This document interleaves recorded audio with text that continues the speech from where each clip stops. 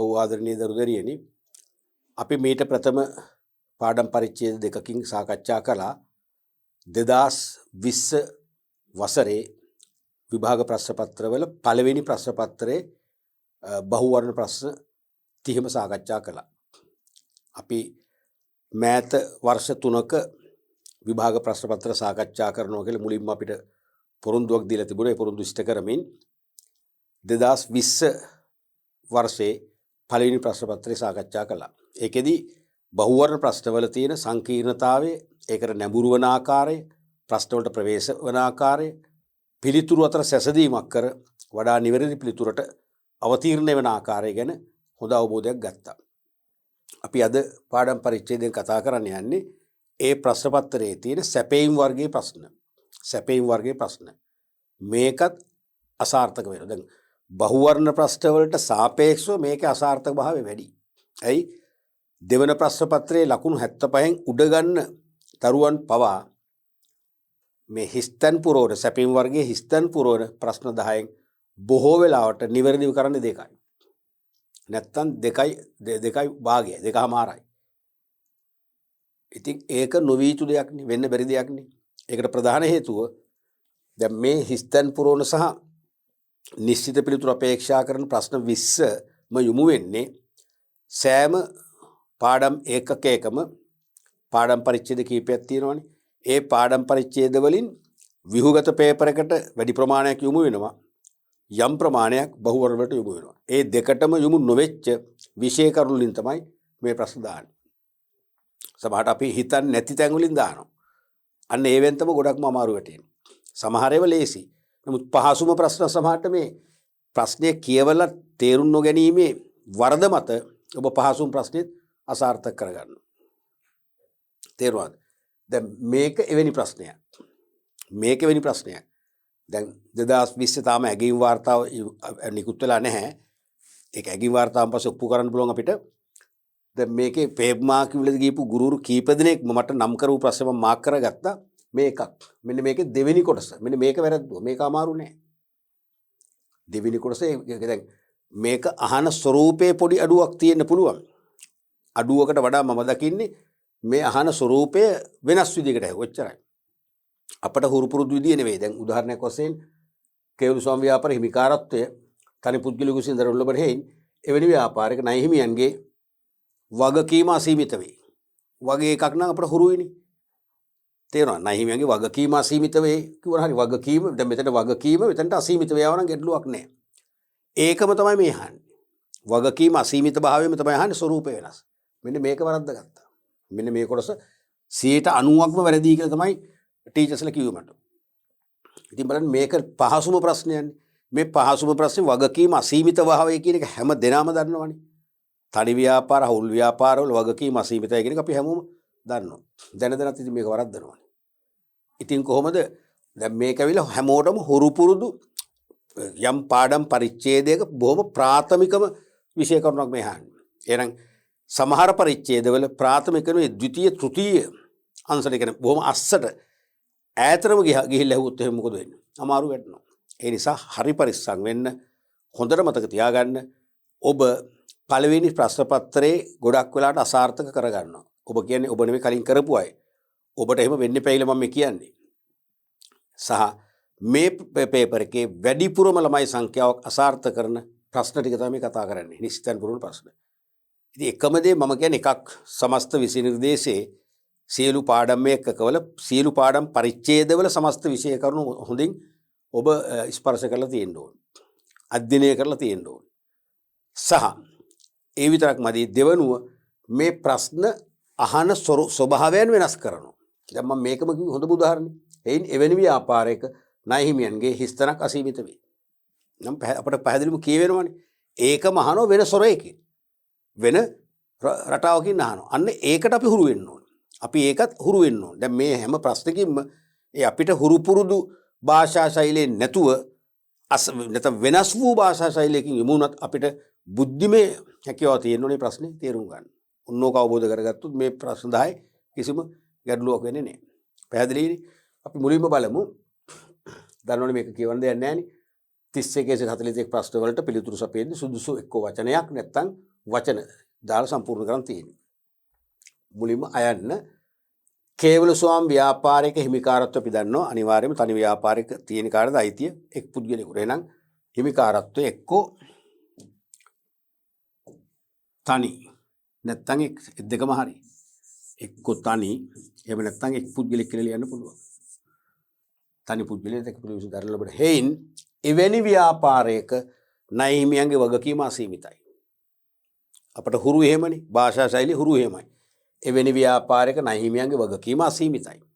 හේතුව ණය හිමියන්ට යම්කිසි මූල්‍ය අලාභයක් වුණොත් තනි අයිතිකරු යෙද වූ ප්‍රාග්ධනයේ ලක්ෂයක් නම් කරපු අලාභහානි ලක්ෂ 10ක් නම් දැන් යෙදූ ප්‍රාග්ධනයේ තියෙන ලක්ෂයයිනේ ව්‍යාපාරයේ විකුණල උපලබ්ධි කරලා ගන්න පුළුවන් ලක්ෂයයි.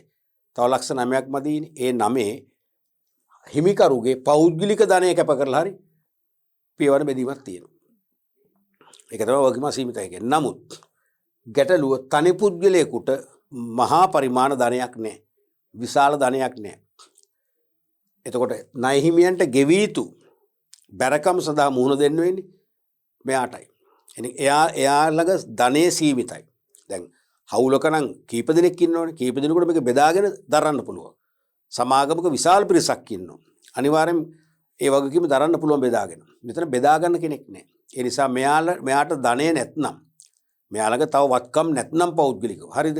ගෙවන්න විදියක් නැහැ. ඒ නිසා ණය හිමියන්ට මේ වගකීම අසීමිත භාවයේ හමු වෙසා මොහු සතු ධනයේ තියෙන සීමිත භාවය නිසා ණය හිමියන්ගේ වගකීම් ටික නැත්නම් තමන්ට ලැබිය යුතු වත්කම් ටික තනි ව්‍යාපාරිකයට වගකීමක් මෙයාට වත්කමක් එක ලැබිය යුතුනේ.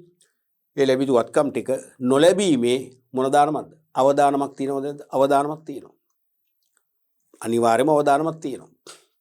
තේරෙනවද? මොකද හේතුව තනි පුද්ගලයෙක්නේ. එයාට දරන්න බැරි වෙන්න පුළුවන්. එයාගේ ආදායම් සීමිතයි, විශාල ඉතිරි කරගත්ත ධනයක් නැහැ. ඒකනේ මෙයා තනි ව්‍යාපාරයක් ආරම්භ කරන්නේ. නැත්නම් සීමිත පුද්ගලික සමාගම, පොදු සමාගමක් කරා යනවනේ. එහෙනම් ණය හිමියන්ට මේ ධනයේ සීමිත නිසා, වගකීම අසීමිත වුණත් ධනයේ සීමිත නිසා තමන්ගේ ණය තුරුස් බේරුම් කර ගැනීම නොහැකියාවක් ඇති වෙන්න පුළුවන්. එහෙනම් එතන අවදානමක් තියෙනවා. එහෙනම් මොකක්ද උත්තරේ? එවැනි ව්‍යාපාරික ණය හිමියන්ගේ අවදානම අධිකයි. අන්න අවදානම අධිකයි. වගකීම අසීමිතයි. මෙයා ගෙවන්න ඕන නමුත් මෙයාගේ ධනය සීමිතයි. තේරුණාද? ඒ නිසා මෙයාට ලැබිය යුතු වත්කම් ප්‍රමාණය නොලැබීමේ අවදානමක් තියෙනවා. එහෙනම් අවදානම අධිකයි. මෙන්න මේ අවදානම කියන එක තමයි ලියලා තිබුණේ නැති ගොඩක් අය. දැක්කද? වගකීම අසීමිත භාවයම වෙන විදිහකින් මෙහන්නේ. අවදානම අධිකයි.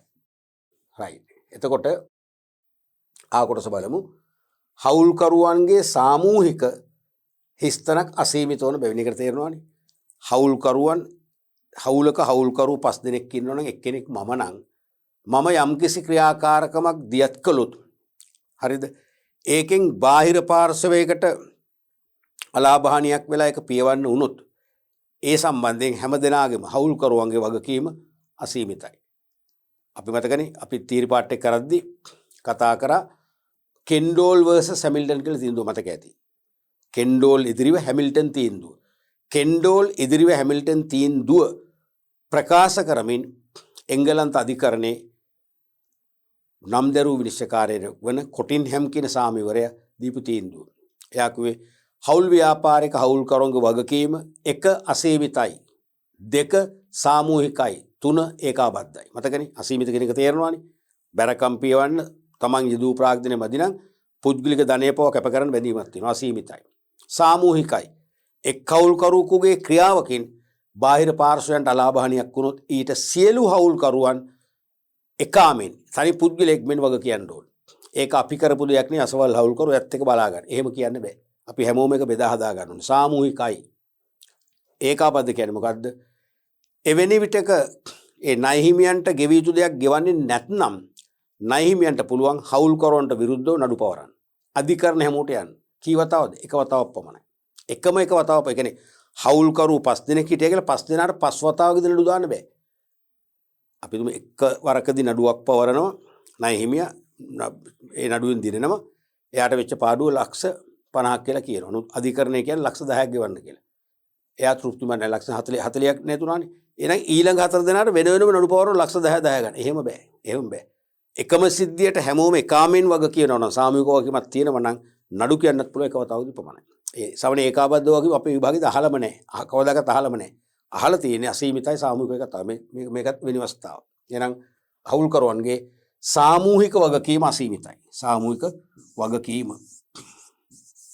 අසීමිත වන බැවින් එම ව්‍යාපාරවල හිස්තනක් ගැනීමේ ක්‍රියාවලිය සඳහා ගතවන කාලය කේවල ස්වාම් ව්‍යාපාරවලට වඩා වැඩි. මොනව ගැනීමේ ක්‍රියාවලියද? තීරණ ගැනීමේ ක්‍රියාවලිය. සාමූහික වගකීම අසීමිත නිසාම එතකොට ලොකු අවධානමක් තියෙනවනේ. එහෙනම් තීරණ ගන්න ඕන හරි පරිස්සමින්. හොඳට හිතලා බලලා වැඩි කාලයක් නාස්ති කරලා වඩාත්ම නිවැරදි තීරණ ගන්න ඕනේ. වඩාත්ම නිවැරදි තීරණ ගැනීම තුල දෝෂ ඇතිවීමේ සම්භාවිතාවය අඩුයි. තේරුණාද? අපේ ඇති බාහිර පාර්ශ්වයන්ට සිදුවන අලාභාන සිදුවීමේ සම්භාවිතාවය ඊටාම අඩු වෙනවා. ඒ නිසා තීරණ ගැනීමේ ක්‍රියාවලිය බොහොම පරිස්සමෙන් සූක්ෂම ලෙස කරලා වැඩි කාලයක් ගත කරලා හොඳම තීරණ ගන්න ඕනේ. එහෙනම් තීරණ ගැනීම මේක පැහැදිලිනේ.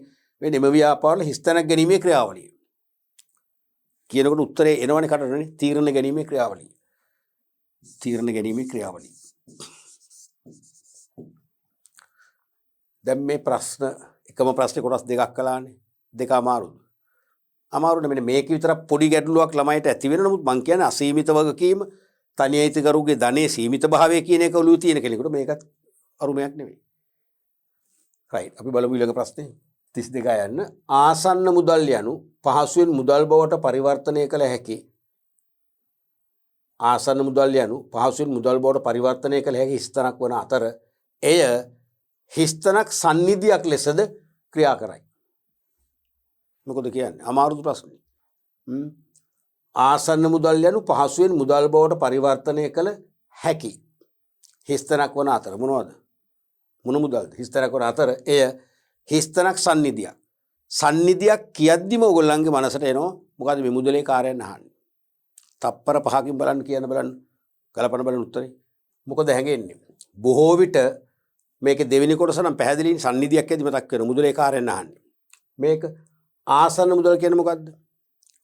ඒ කියන්නේ කෙටි කාලයක් තුල අඩු පිරිවැයකින් අඩු පරිශ්‍රමයකින් ද්‍රවශීලතාවයට නැත්නම් ද්‍රවශීල වත්කමක් බවට නැත්නම් කාසියහ නෝට්ටු බවට මුදල් බවට පරිවර්තනය කළ ගත හැකි විවිධ මූල්‍ය උපකරණ තමයි ආසන්න මුදල් කියන්නේ. තේරෙනවද? දැන් අපි හිතමු අපි ළඟ තියෙනකොට ස්ථාවර තැන්පත් ගිණුමක් ඒක අපිට සහතිකයක් තියෙනවනේ. ඒ සහතිකය අපිට බැංකුවට අරන් ගිහිල්ලා කල්පිරුණන් පස්සේ දැන් කල්පිරින්න ඉස්සෙල්ලා පොලිය බැහැර කරලා හරි සල්ලි කරගන්න පුළුවන්. පැය ගාණක් තුල කරගන්න පුළුවන්. ලොකු මාංශයක් නැහැනේ. අඩු පිරිවැයක. ඒ කියන්නේ අපිට පොලිය එක්ක සම්පූර්ණයෙන්ම නැහැ එක්ක භාගයක් නැති වෙනවා. සල්ලි කරගන්න පුළුවන්. ඒව තමයි ආසන්න මුදල් කියන්නේ. මතකයිනේ. ආසන්න මුදල් යනු පහසුවෙන් මුදල් බවට පරිවර්තනය කළ හැකි හිස්තනක් වන අතර. මොකද්ද ප්‍රශ්නේ? හිස්තන. මේක ටිකක් වෙනස් විදිහට අහලා තියෙන උත්තරය අපේක්ෂා කර තියෙන්නේ. මේකට හරි උත්තරයක් නෑ. ආසන්න මුදල් යනු පහසුවෙන් මුදල් බවට පරිවර්තනය කළ හැකි මොකක්ද? උපකරණයක් වන අතර. සාර්ථක කරන උපකරණයක් කොහොම නිකන් ආයුධයක් වගේනේ.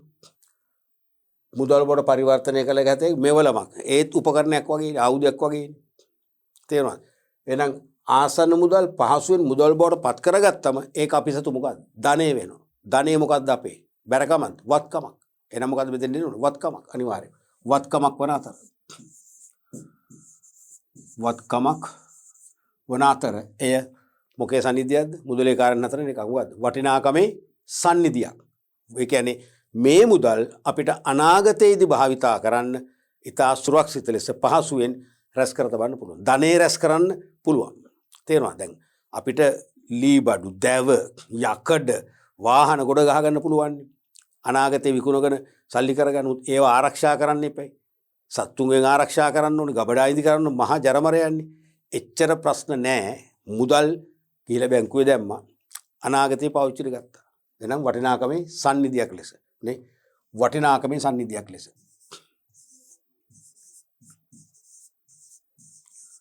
මේක අනිවාර්යයෙන්ම ශනික වෙනවනේ. මේක එන්නේ නැති වෙන්න පුළුවන්. ඇවිල්ලා නැහැ. තමයි අපේ මාකින් අපේ හිතවත් ගුරුවරු කිව්වේ සමහර අය ලියලා නැහැ කියලා. ඉතින් බලන්න මේක ආසන්න මුදල් පහසුවෙන් මුදල් බවට පරිවර්තනය කරන්න පුළුවන්. උදාහරණ මතක් කරගන්න ඉතිරි කිරීමේ ගිණුම් වල තියෙන සල්ලි, ස්ථාවර තැන්පත් ගිණුම් වල තියෙන සල්ලි, භාණ්ඩාගාර බිල්පත් වල තියෙන සල්ලි, රුපියල් සුරකම් පොත්වල තියෙන සල්ලි ඒවනේ ආසන්න මුදල් කියන්නේ. කෙටි කාලකින් අඩු පිරිවැයකින් කාසියා නෝටු බවට පත් කරගන්න. ඉතින් එහෙම කාසියා නෝටු බවට පත් කරගත්තොත් ඒක මොකක්ද ඉතින් අපි සතු ධනෙ. එහෙනම් කළ හැකි ධනයක් වන අතර කොහොම නිකන් ගැළපෙන්නේ ධනයටත් මම නම් ලකුණු දෙනවා. මම මාකින් කළා නම් ධනයක් කොහොම නිකන් ගැළපෙන්නේ නැහැ නේ. මොකක්ද ඒක? අපේ වත්කමක් නේ වඩා හොඳ වත්කමක් වන අතර. ආයන්න ව්‍යවහාර මුදල් කාසියා නෝට්ටු වලට සාපේක්ෂව බැංකු මුදල් වල බැංකු මුදල් කියන්නේ මොනවද? චෙක් පත් නෙමෙයි පැහැදිලිව මතකනේ. ජංගම ගිණුම් වල ශේෂ නැත්නම් ඉල්ලුම් තන්පත් වල තියෙන මුදල් ශේෂ තමයි බැංකු මුදල් කියන්නේ.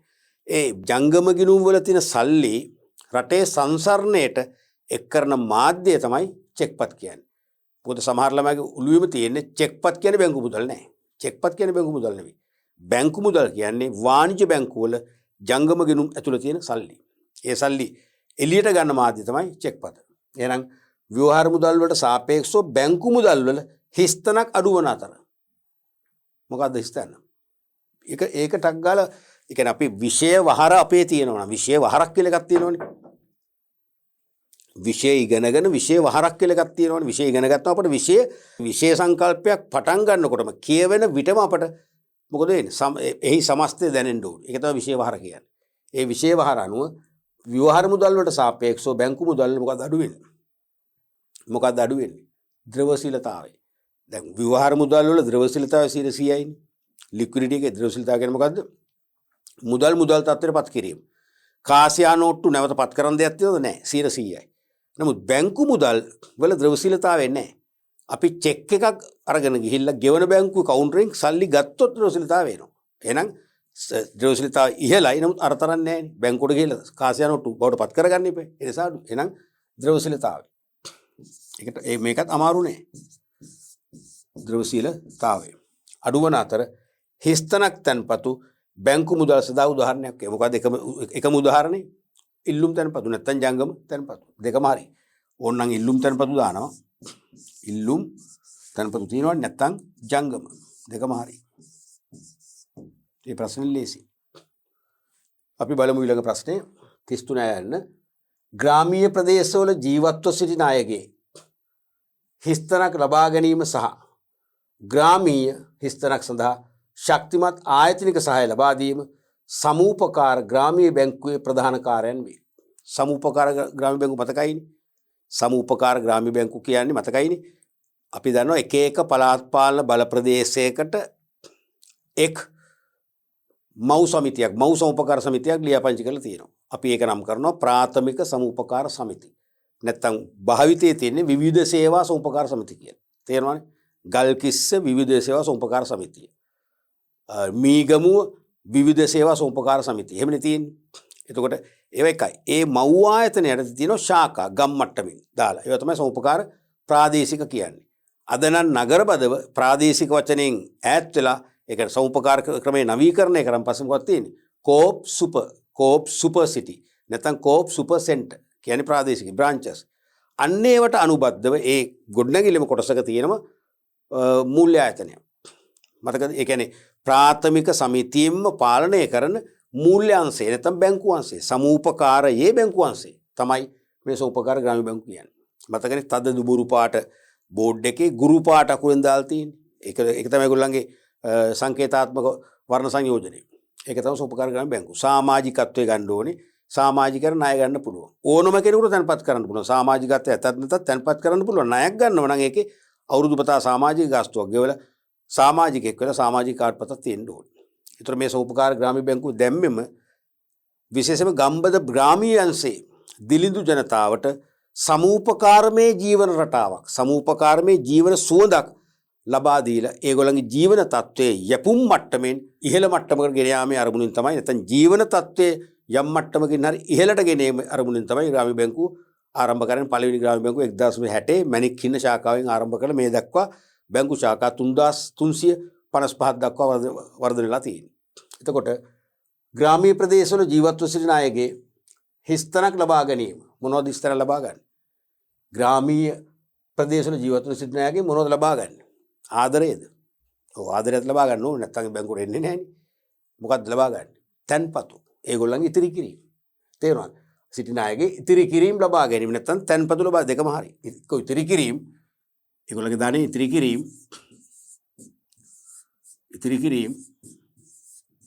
එහෙම නැත්නම් තැන්පතු කියලා කියන්න පුළුවන්.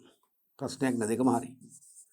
තැන්පතු වඩා හොඳ ඉතිරි කිරීම ලබා ගැනීම සහ ග්‍රාමීය හිස්තැනක් සඳහා ශක්තිමත් ආයතනික සහාය ලබා දීම. ග්‍රාමීය මොකටද? ග්‍රාමීය ආර්ථිකයට. ගමේ ආර්ථිකයක් තියෙනවනේ. ඒ ගමේ ආර්ථිකය සඳහා ශක්තිමත් ආයතනික සහාය. ඒ කියන්නේ සමුපකාර ග්‍රාමීය බැංකුව ග්‍රාමීය ආර්ථිකයේ එක එක ව්‍යාපාරවලට, ව්‍යාපෘතිවලට, ස්වයං රැකියා ව්‍යාපාර සඳහා මොකද කරන්නේ? මූල්‍ය ආධාර සපයමින් ශක්තියක් වෙනවා. එහෙනම් ග්‍රාමීය ආර්ථිකය සඳහා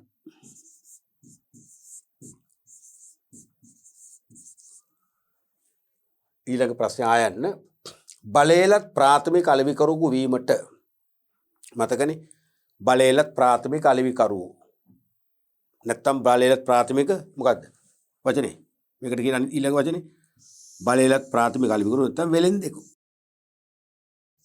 දෙකම හරි ප්‍රාථමික බලයලත් ප්‍රාථමික වෙලෙන්දෙකු නැත්නම් අලෙවිකරුවකු වීමට යෝග්‍ය ආයතන වර්ග දෙක වන්නේ හිස්තැනක් වාණිජ බැංකුවක් ගාලේ ගෙනවා සහ හිස්තැනක් ප්‍රාථමික වෙළඳ සමාගම්ය.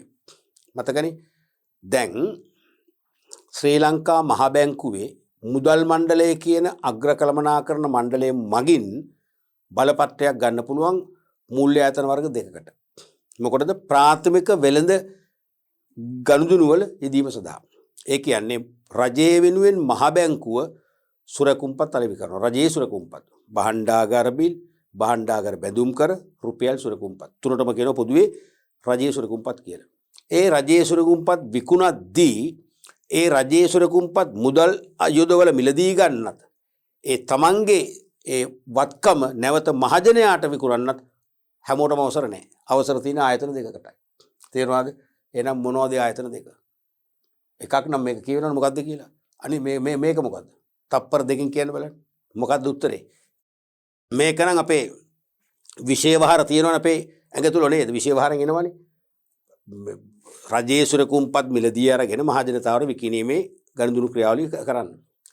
බලය දීලා තියෙන දෙක වෙන්නේ මොකද්ද? මොන බැංකුවද? බලපත්‍රලාභී වාණිජ බැංකුව. ලියාපදිංචි කිව්වත් ලකුණු දුන්නා. නමුත් ඒකට හුරු වෙන්න බෑ. හරියටම ලියන්න බලපත්‍රලාභී.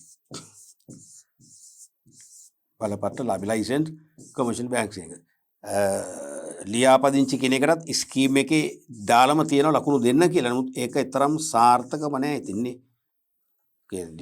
බැංකුවක්ම මුලින්ම ලියාපදිංචි කරලානේ ආරම්භ කරන්නේ. බලපත්‍රයක් ගන්න ඕනේ. වඩා හොඳ බලපත්‍රලාභී වාණිජ බැංකුව සහ මොන ප්‍රාථමික වෙළඳ සමාගම්ද?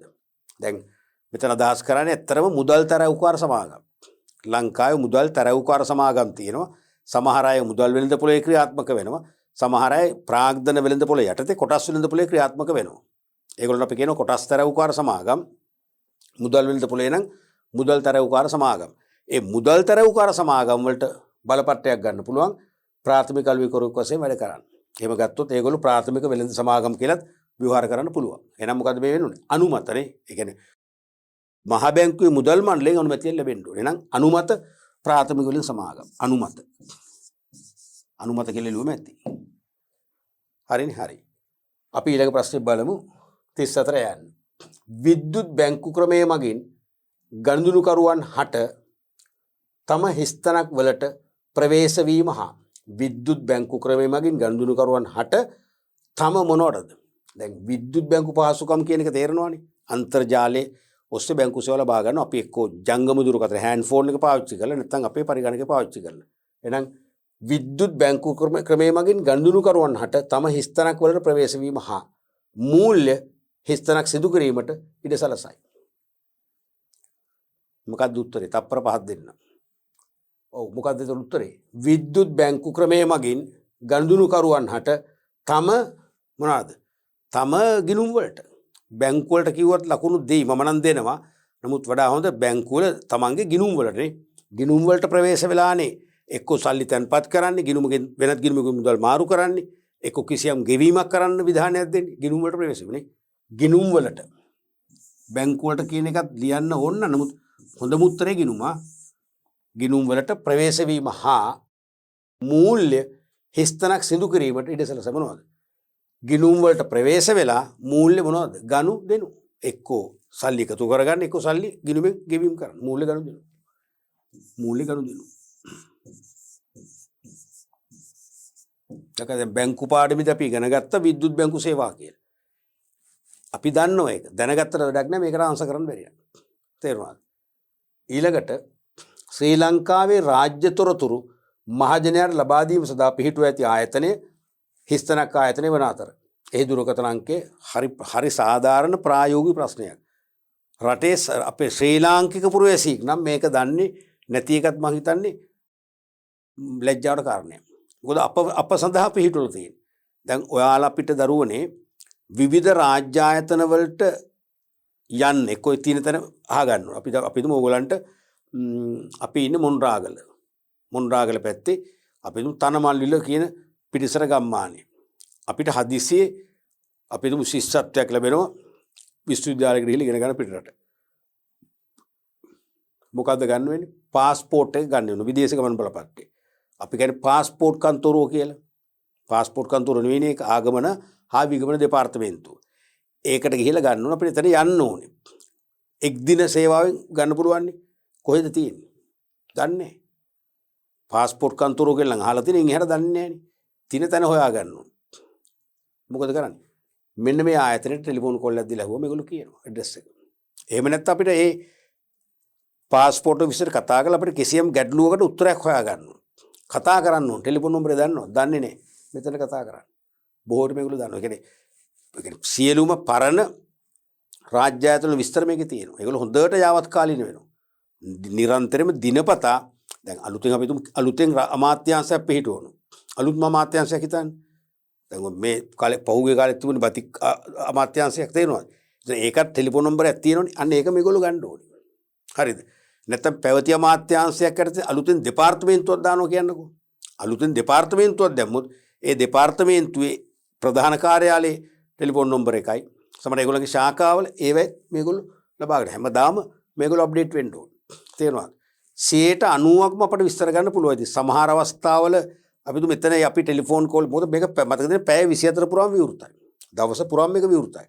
අපි යම් පැයකදී සේවයේ නියුක්ත සේවකයෝ සේවිකාව නවකයෙක් නම් එයා සමහරට තාම පුහුණු වෙන කෙනෙක් නම් එයාට එකපාරට මේ තොරතුරු හොයාගන්න බැරි වීම මත එයා සමහරට අපිට තාම මේ තොරතුරු ලැබිලා නැහැ වගේ උත්තර දෙන්න පුළුවන්. එහෙම නැත්නම් 95%ක්ම 90%ක්ම අපිට මේ තොරතුරු ගන්න පුළුවන් මතක තියාගන්න. ඒතර කාගවත් අහන්න ඕනේ අපි වෙනද හොයනවනේ. අයියෝ පාස්පෝර්ට් කඳුරු තියෙන කොහෙද ගමේ අයකින් අහන්න දන්නේ නැහැ. සමහර අය කියනවා කලින් නම් තුනේ කොහෙද ගෝල් ෆේස් එකට එහා පැත්තේ වරාය ළඟ යන පාරේ ඔහොමනේ කියන්නේ. දැන් නම් එතනින් අරන් ගිහිල්ලා දැන් කොහෙද දන්නේ නැති. දැන් එච්චර මැරෙන්න ඕනේ නැහැ. ටක් ගාල් කෝල් කරා ගත්තා. තේරුණානේ? රයිට්. මොකද්ද? රාජ්‍ය තොරතුරු මහජනයන් ලබා දීම සඳහා පිහිටුවා ඇති ආයතන රාජ්‍ය තොරතුරු කේන්ද්‍රය. රාජ්‍ය තොරතුරු කේන්ද්‍රය. රාජ්‍ය තොරතුරු කේන්ද්‍රය.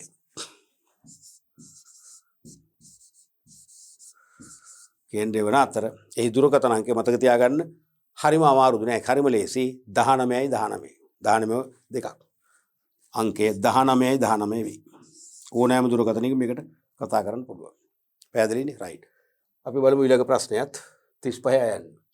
අපනයන රටේ බලයලත් ආයතනයක් විසින් අපනයන කෘෂි නිෂ්පාදනවල පරිභෝජන යෝග්‍යතාවයේ තහවුරු කරන ලියවිල්ල හිස්තනක් සහතිකයක් වන අතර කියනකොටම අදහස එනවනේ.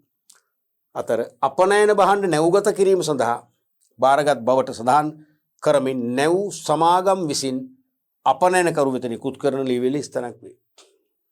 මේක නම් සරලම ප්‍රශ්නයක්. මම කිව්වේ මේකේ උනත් සරල ප්‍රශ්නත් අහනවා. දැන් මේවා ඒ කියන්නේ විෂය පාඩම් පරිච්ඡේදවල විෂය සංකල්පවල මුලින්ම තියෙන කොටස්නේ. මේවට ලියන්න පුළුවන්. අර පාඩම් පරිච්ඡේදවල අවසාන හරියට තියෙන අපි කියන අහුමුඩු වලට වැටෙන ඒවෙන් આવොත් තමයි ඔයගොල්ලෝ ෆේල් වෙන්නේ. දැන් මේවා නම් ෆේල් කරගන්න එපා කවදාකවත්. තේරුණාද? දැන් අපි දන්නවා අපනයනය කරන විශේෂයෙන්ම කෘෂි නිෂ්පාදන. කෘෂි කාර්මික නිෂ්පාදන කෙලින්ම අපේ කියන්නේ පුද්ගලයන්ගේ ශරීර ගතවන දේවල්නේ. කෘෂි කාර්මික නිෂ්පාදන අපේ රටේ කරඳ මුංගු, කරාබු නැටි, වසාවාසි, සාදික්ක වගේ ඒවා එක්ස්පෝර්ට් කරනවානේ. කෙලින්ම එක්ක ඒවා ඖෂධ හදනවා නැත්නම් රසකාරක ස්වභාවික රසකාරක වශයෙන් ආහාර වලට ගන්නවානේ. ඒවා ඉතින් සෞඛ්‍ය ආරක්ෂිත වෙන්නේ නැහැ. කෙලින්ම අපේ ඇඟ ඇතුළට යනවානේ. ඒ වගේම සහල් වෙන දේවල් බාර්ලි වැනි දේවල්. තේරුණාද? ඒ වගේ හැම කෘෂිකාර්මික නිෂ්පාදිතයන් බොහෝ වෙලාවට අපේ ආහාර පානයක් වෙනවා. නැත්නම් ආහාර පාන වල අතුරු කාරකයක් වෙනවා. ඒ නිසා ඒවා අනිවාර්යයෙන්ම සෞඛ්‍යාරක්ෂිතව සකසලා ඇසුරුම් කරලා තියෙනවා. ඒ නිසා තමයි ශ්‍රී ලංකා වරායධිකාරිය යටතේ කොළඹ වරාය ඇතුළේ තියෙනවා කෘෂිකාර්ම දෙපාර්තමේන්තුවේ බ්‍රාන්ච් එකක් ශාඛාවක්. ඒකේ තියෙන වෙනම දූමකාගාරයක්. ඒ කියන්නේ දුම්මැස්සක් අපි ගම්වල තියෙන්නේ. දර්ලි පත්තු කරන උඩ තියෙන දුම්මැස්ස. අපි එතනදී කරවල උඹලකට එල්ලන්නේ. කවදාකවත් ගුල්ලු ගහන්නේ නැහැ නේ. තේරුණාද? ඒ කියන්නේ අර කෘමීන්ගේ ග්‍රහණයට හසු වීම දුම් වලින් ඉවත් කරනවා. තේරුණාද? අනවශ්‍ය බැක්ටීරියා වර්ග දිලීර වර්ග ඇති කරන්නෙම නෑනේ. ඒ වගේ අර කෘෂිකාර්මික ද්‍රව්‍ය ඔක්කොම ටික දුම්ගස්වන විශාල දුමකාගාරයක්. දුම්ගස්වල අර අනවශ්‍ය කෘමීන් වෙන ඒගොල්ලෝ අයින් කරලා තේරෙනවා අනවශ්‍ය බැක්ටීරියා කාරක දේවල් අයින් කරලා තමයි එක්ස්පෝර්ට් කරන්නේ. එතකොට සෞඛ්‍ය ආරක්ෂිතයි. පරිභෝජනයට යෝග්‍යයි කියන එක පෙන්වුම් කරන්නේ. එහෙම කරලා එතනින් දෙනවා සහතිකයක්. ඒ සහතිකේ දුන්නම තමයි රේගුවෙන් නැව්ගත කිරීම කරන්නේ. නැත්නම් නැව්ගත කරන්නේ නැහැ. බොහෝ විට විදේශ ගැනුම්කරු අපිත් එක්ක මුලින් තොරතුරු හුමාරු කරගන්නවානේ. හුමාරු කරද්දී අපෙන් ඉල්ලීමක් කරනවා මට අසවල් සහතිකේ නැත්නම් සනීපාරක්ෂක සහතිකයක් එවන්න කියලා. අපි සනීපාරක්ෂක සහතිකේ යවුවට පස්සේ තමයි එයාගේ අනුම අනුභාණ්ඩ නැව්ගත කරන්න කියන්නේ. සනීපාරක්ෂක සහතිකේ නැත්නම් පිළිගන්නේ. තේරුණාද? එහෙනම් අපනයන රටේ බලයලත් ආයතනයක් විසින් අපනයන කෘෂි නිෂ්පාදන වල පරිභෝජන යෝග්‍යතාවය කියන්නේ සෞඛ්‍ය ආරක්ෂිතව සකස් කරලා ඇසුරුම් කරලා තිබෙන බව. පරිභෝජනයට සුදුසු කියන යෝග්‍යතාවය තහවුරු කරලීම තමයි සනීපාරක්ෂක සහතිකය. ෆිසියෝ සෙන්ටරි සර්ටිෆිකේට් නැත්නම් සැනිටරි සර්ටිෆිකේට් කියන එකනේ සනීපාරක්ෂක සහතිකය.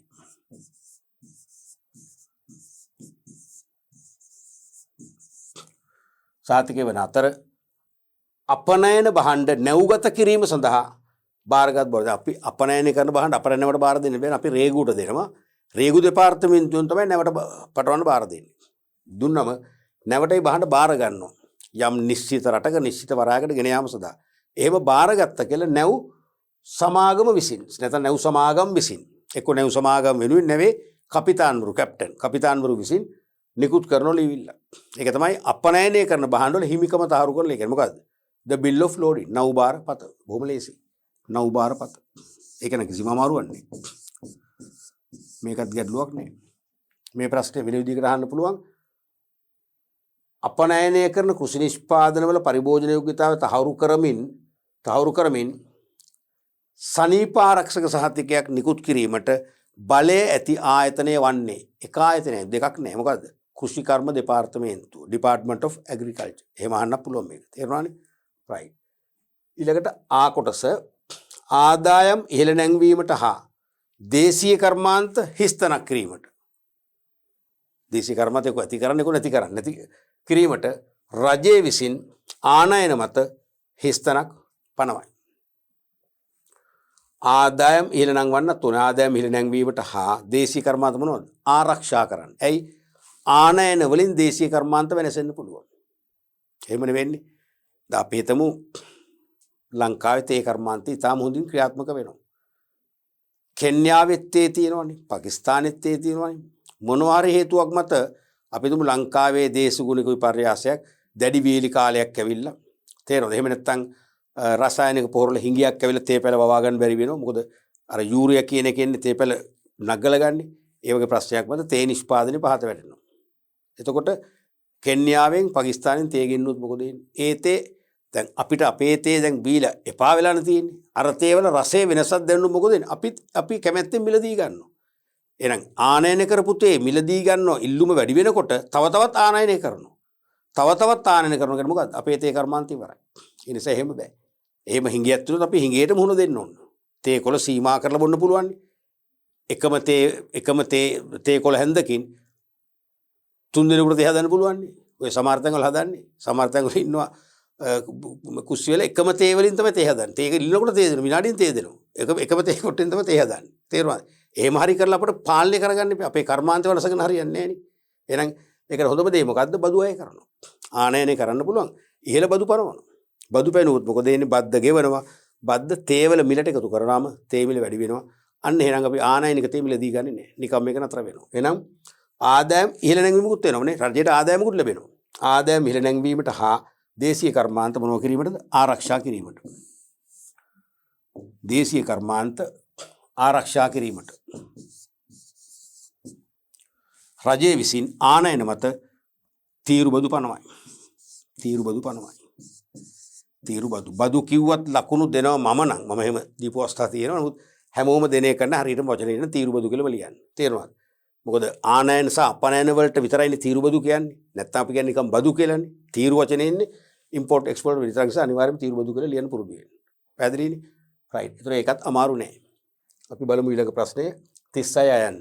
ශ්‍රම විභජනය හේතුවෙන් හිස්තනක් ඇතිවන අතර එමගින් සේවකයන්ගේ මොකද්ද වර්ධනය වෙනවා? මොකද්ද වර්ධනය වෙන්නේ? තප්පර පහක් කල්පනා කරලා බලන්න. එතකොට ශ්‍රම විභජනය කියන එක දන්නවනේ. යම්කිසි නිෂ්පාදනයක විවිධ පියවර නිෂ්පාදන කාර්යයක විවිධ උපකාරයන් බෙදලා පියවරෙන් හඳුනගෙන ඒ කාර්යයට දක්ෂතාවක් හෝ කුසලතාවක් ඇති සේවකයින්ට හෝ සේවක කණ්ඩායම් වලට පවර්ලා නිමවුම් බිහි කිරීමේ ක්‍රියාවලිය. නැත්නම් නිෂ්පාදනයක සියලු නිෂ්පාදන කාර්යයන් එක්කෙනෙකුට නොදී එක් පුද්ගලයාට හෝ කණ්ඩායමට බෙදා දීලා නිම කිරීම තමයි ශ්‍රම විභජනය කියන්නේ. එතකොට යම් ශ්‍රමිකයෙකුට හැමදාමත් කරන්න වෙන්නේ දිගු කාලයක් තිස්සේ කරන්න වෙන්නේ එකම කාර්යය. එකම කාර්යයක දිගු කලක් නියැලෙනකොට ඒ කාර්ය පිළිබඳව අත්දැකීම් ගොඩක් ලබනවා. අත්දැකීම් ගොඩක් ලබනවා. තේරුණාද? ඒ අත්දැකීම් නිසා එම කාර්ය සෙසු අයට වඩා ඉහළ විශේෂීකරණයකින් යුතුව ඉහළ නිපුණත්වයකින් යුතුව කරන දක්ෂතාවයක් දක්වනවා. ඒක තමයි අපි විශේෂීකරණ නැත්නම් ශ්‍රම විශේෂීකරණ රැකියා විශේෂීකරණ කියන්නේ. එහෙනම් ශ්‍රම විභජනයේ අවසන් ඵලය මොකද්ද? රැකියා විශේෂීකරණ නිර්මාණය වෙනවා. දැන් මම ගියා මේ පන්නල ප්‍රදේශ අපි දන්න කෙනෙක්ගේ ගෙදරක හදිස්සියේ කෑමකට අපිට යන්න උනා. ඈත ගමනක් යන ගමන් ඒ මිටරට තියෙන පොල් තෙල් නිෂ්පාදනය කරන පොල් තෙල් නිෂ්පාදනාගාර මහා පරිමාණය. අර සුදු තෙල් හොඳම පිරිසුදු තෙල් නිෂ්පාදනය කරන යාළගේ කෙලිම එක්ස්පෝර්ට් කරන එක කරන්නේ. ඉතින් ඒකදී අපි දැක්කා ඒ පොල් ගෙඩිය දැන් පොල් එල්ල අයින් කරන් පස්සේ පොල් කට්ටෙන් අයින් කරනවා මොකද්ද? කොහමරි ඒක යන්ත්‍රකින් කරන්නේ පොල් කට්ට අයින් කරනවා.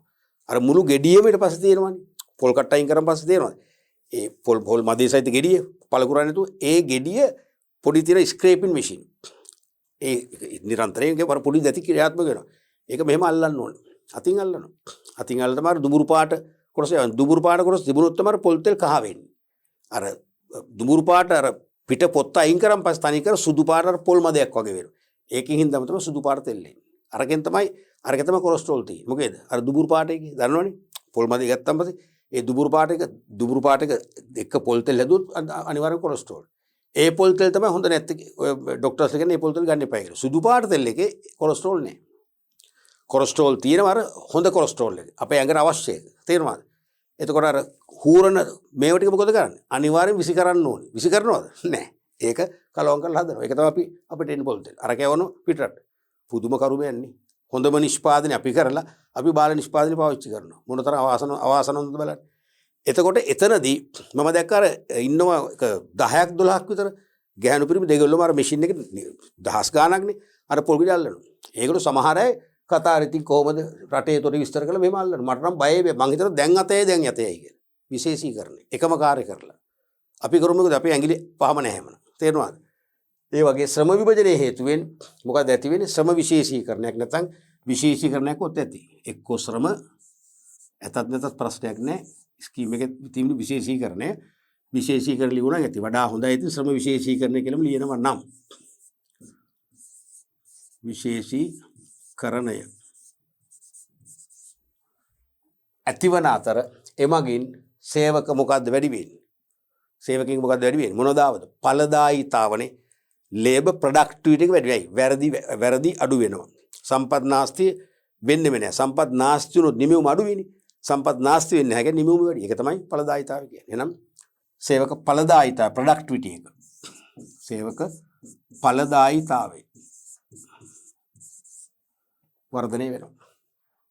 ආ කොටස ප්‍රචාරක දැන්වීම් මුද්‍රණය කිරීම හිස්තනක් නිෂ්පාදන ක්‍රමයේ සඳහා උදාහරණයක් වන අතර පුද්ගලයෙකු සඳහා ඇඳුම් මැසීම හිස්තනක් නිෂ්පාදන ක්‍රමයේ සඳහා උදාහරණයක් වේ.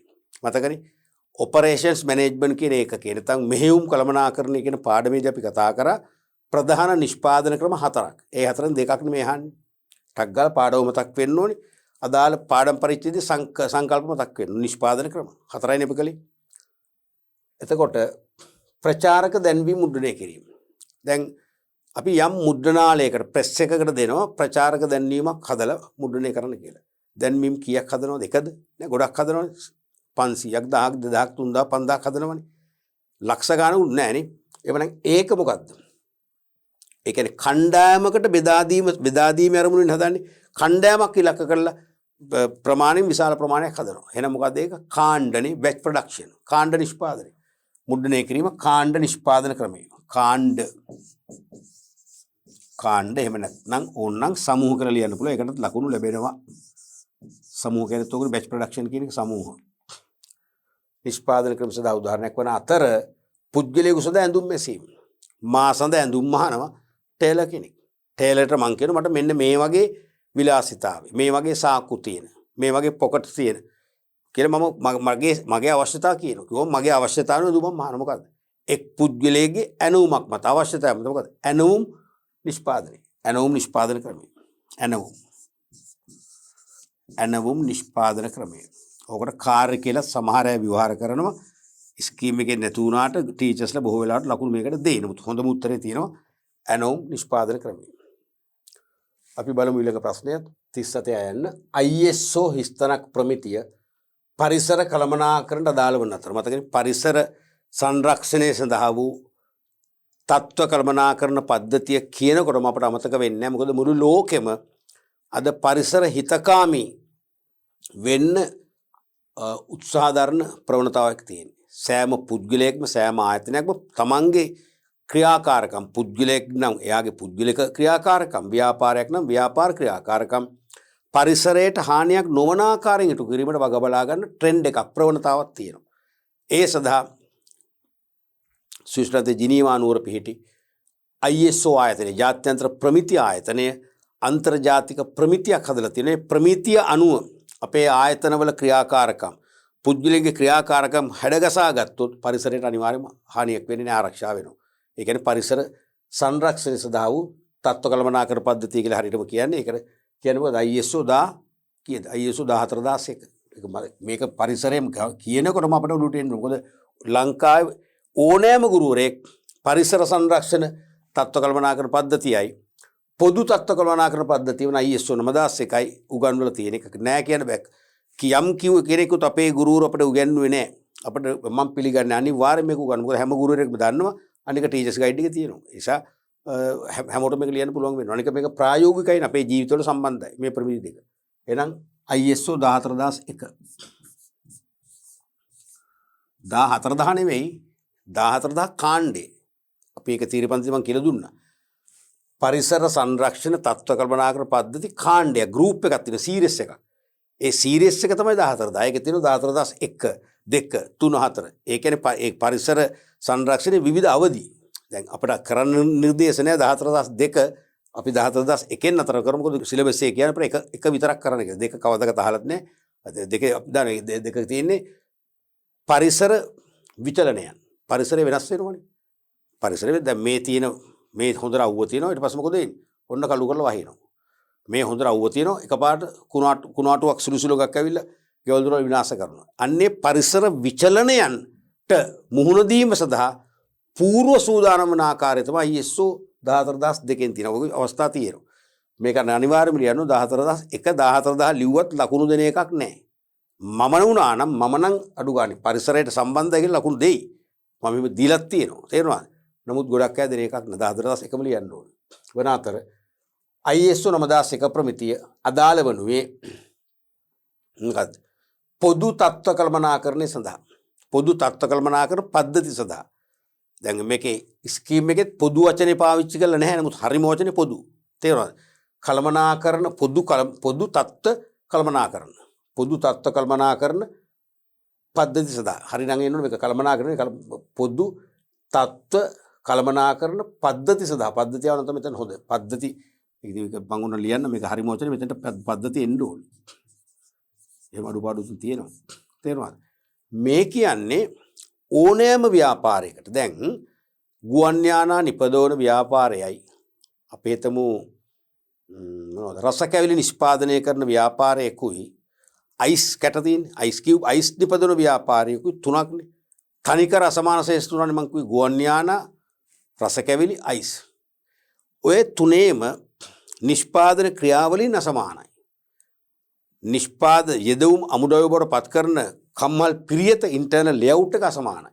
නමුත් ඒ තුනටම පොදුවේ පාවිච්චි කරන්න පුළුවන් වන විදිහ තමයි මේ තත්ත්වපාලන පද්ධතිය හදලා තියෙන්නේ. මේක කොමන් එකක්. තේරෙනවද? මම වෙන විදිහට කිව්වොත් බැංකු වලට, ආරෝග්‍ය ශාලා වලට, විශ්වවිද්‍යාලයකට, අපේ ගෙවල් වලට, තේරෙනවද? ලීබඩු කම්හලකට, රසායනික ද්‍රව්‍ය නිපදවන කම්හලකට ඕනම තැනකට මේක පාවිච්චි කරන්න පුළුවන්. පාවිච්චි කරාම ඒ හැම ආයතනයකම කටයුතු වඩා පහසු වෙනවා, වඩා සුමට වෙනවා, වඩා නිවැරදි වෙනවා. ඕක තමයි කතන්දරේ. එහෙනම් ඒක තමයි ISO 9001 කියන්නේ. 9001 දැන් 2008 සංශෝධනයක් වෙයි. ඊට පස්සේ දැන් කියන්නේ 9001 2015 තමයි අන්තිම සංශෝධනය. ඉතින් 15 ආවත් නවත් තේරුම් ගන්න මේක මේ අහන්නේ පොදුවේ කියන එක. ඒතකොට එන්න ඕනේ ප්‍රමිතිය අදාළ වුණු මේ පොදු තත්ත්ව කළමනාකරණ පද්ධතිය. නැත්තම් පොදු තත්ත්ව පද මේක හැදලා හදමු පොදු තත්ත්ව පද්ධති කළමනාකරණ සඳහා. පොදු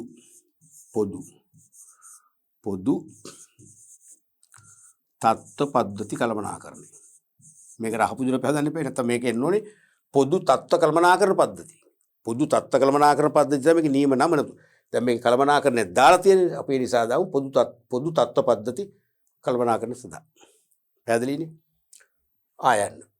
තොරතුරු පද්ධතියක සියලුම භෞතික උපාංග මතකනේ ඉන්ෆෝමේෂන් සිස්ටම් තොරතුරු පද්ධතිය කියද්දී අපිට එනවා අපි තොරතුරු පද්ධතියක උපාංග කතා කරන්නේ මතකනේ මොනවද? දෘඩාංග, මෘදුකාංග, දත්ත, ජීවාංග, ආයතනිකාංග මතකයිනේ. අන්න. තොරතුරු පද්ධතියක සියලුම භෞතික උපාංග භෞතික මෙවලම් හිස්තනක් වන අතර. දත්ත සැකසීම සඳහා භාවිතා කරන දත්ත සකසනවනේ. සකසලා තීරණ ගත හැකි තොරතුරු බිහි කරනවා. ඒ සඳහා භාවිතා කරන පරිගණක වැඩසටහන් මොනවද? සොෆ්ට්වෙයාර් මෘදුකාංග. මේ මෘදුකාංග මේ මොනවද? දෘඩාංග නේ. ඒ කියන්නේ පරිගණකයේ කීබෝඩ් එක, මොනිටරේ, CPU එක, මූසිකේ නැත්නම් මවුස් එක සියල්ල මොනවද? දෘඩාංග. දෘඩාංග වන අතර. ඒක බොහොම ලේසි ප්‍රශ්නයක් හැමෝටම දන්න. වන අතර දත්ත සැකසීමට භාවිතා කරන ලබන පරිගණක වැඩසටහන් පරිගණක මෘදුකාංග වෙනවා. කොහොමද මේ වරද්ද ගන්නවනේ මන්දලින් ළමයි ප්‍රශ්න 10කින් 2යිනේ හරියන්නේ. මේ කොහොමද දෙකක් වැරදිලා 8ක් හරියන්නේ නැහැ. මහ ලොකු ජරමර නැහැනේ. හරියට සිලබස් එක කරලා තියෙනවා නම් මේකට අපිට අදහස එන්න එපා. ඊළඟට 38 යන්න භාණ්ඩ හෝ සේවා පාරිභෝජනයේ තුලින් පාරිභෝගිකාට ලැබෙන හිස්තනක් එහි හිස්තනක් වේ. මොකක්ද අපේ ගැටලුවනේ මේ තේරෙනවා. භාණ්ඩ හෝ සේවා අපි පාරිභෝජනය කරනවා නැත්නම් පරිභෝජනය කරනවා. කරාම ඒ තුලින් පාරිභෝගිකයට මොකද ලැබෙන්නේ? අපි භාණ්ඩ හා සේවා පරිභෝජනය කරාම අපි අපේක්ෂා කරන්නේ මොකද්ද? සතුටක්නේ. ඕගොල්ලෝ ලස්සන ඇඳුමක් අරගෙන ඇඳම මොකද්ද ඔබ බලන්නේ? ඒකෙන් සතුටක් ලැබෙන්න ඕන. ලස්සන ඇඳුමක් ඇඳගෙන ගියාම යාළුවෝ කියනවා ලස්සන ඇඳුමක් අද හරි ලස්සන වේවා. අපි ඒක අපේක්ෂා කරනවා. ඇහුවොත් මොකද්ද ඇඳපු ජරාව? මොකද අද නිකන් කළු කුමාරයා වගේ ඉන්නේ. ඉවරයිනේ සතුට නැහැනේ. එහෙනම් අපි ඕනෑම භාණ්ඩයක් හෝ සේවයක් පාවිච්චි කිරීමෙන් අපි තුමු ආහාරයක් කියලා. අපි ආහාරය ගත්තොත් අපේ ආහාරයේ ලුණු රසය, නේ පැණි රසය එක්ක නැත්තම් ඒක ඇඹුල් රසය මොනවා හරි අපි කිසියම් ආහාර වර්ගයක අපේක්ෂා කරන රසයක්. අපි තුමු ඩිසර්ට් එකකට අපි අයිස්ක්‍රීම් කනවා කියලා. අයිස්ක්‍රීම් වල අපි තිත්ත රසයක් අපේක්ෂා කරන්නේ නැහැනේ. අපේක්ෂා කරන ක්‍රීමි ගතිය තියෙන පැන් රසයක් නේ. අපි හිතමු අපි ආහාරයට ගන්නවා චිකන් කරි එකක්. අපි චිකන් කරි එකෙන් පැණි රස අපේක්ෂා කරන්නේ නැහැනේ. අපිට ඒක ටිකක් නේ කටර රසට ඒ වගේම දయ్య රසය අපි අනිවාර්යයෙන්ම අපේක්ෂා කරනවා. ඒ වගේ භාණ්ඩ සේවා පරිභෝජනයේ තුලින් පාරිභෝගිකයට ලැබෙන. ඒක අපි අපේක්ෂා කර දු දේ ලැබුණා නම් ආහාරවල රසවත් භාවය ලැබුණා නම් ඇඳුමක් හොඳයි කියලා හැමෝම කිව්වනම් අපි දිහා බලන්න ගත්තා නම් අපි සතුටු වෙනවා. සතුට තමයි අපේක්ෂා කරන්නේ. එහෙනම් පරිභෝජනයේ තුලින් පාරිභෝගයෙන් ලැබෙන මොකද්ද? තෘප්තිය. සතුට කියන්නේ තෘප්තිය. සැටිස්ෆැක්ෂන් එකනේ. තෘප්තිය එහි මොකද්ද? වටිනාකම. වැලියු එක එහෙමනේ. දැන් මම භාණ්ඩයක් පරිභෝජනය කරලා මම එකෙන් සතුටක් ලබන එක තෘප්තිය. තෘප්තිය වැඩි නම් ඒ භාණ්ඩයේ අගේ මට වැඩි වෙනවා වටිනාකම වැඩි වෙනවා. එහෙමනේ. මට තෘප්තිය අඩු වෙන ලැබෙන්නේ මට ඒක වටිනාකම අඩුයි. එහෙනම් තෘප්තිය හා වටිනාකම. බොහොම සරලයි නේද? මේ වගේ සරල ප්‍රශ්නත් අහලා ඇයි මේව ලියන්නේ නැත්තේ? තෘප්තිය හා එහි වටිනාකම වේ. අගේ කිව්වොත් හරි. එහි වටිනාකම. නැත්තම් අගේ. ආයන්න. ව්‍යාපාර ආයතනයක දැන් මේකම වෙන විදිහකට බලමුද? භාණ්ඩ හෝ සේවා පරිභෝජනය තුලින් පාරිභෝගිකයා එහි ගුණත්වය QSP quality service and price එහි ගුණත්වය සේවාව හා මිල මත එහි හිස්තනක් තීරණය කරයි. එහෙම අහන්න පුළුවන් මේ ප්‍රශ්නේ එහෙම අහලක් තියෙනවා. භාණ්ඩ හා සේවා පරිභෝජනය තුලින් පාරිභෝගිකයා එහි ගුණත්වය සේවාව මිල මම ඒක මත කියන්නේ QSP හරියට ASP වගේ පොලිසිය ASP මාත්‍ය කියන්නේ වගේ QSP quality service and price නේද quality services and price ගුණත්වයේ සේවාවන් හා මිල. දැන් භාණ්ඩයකින් මට ලැබෙන ගුණත්වය ඉහළින් දැනෙනවා නම් හරිද? අපි තුන් පෙනඩෝල් පෙත්තක් බිව්වා විනාඩි 10න් මගේ ඇඟේ පතේ අමාරු හිස කැක්කුම තුරන් කරනවා නම් මට ඒක හරි වටිනවා.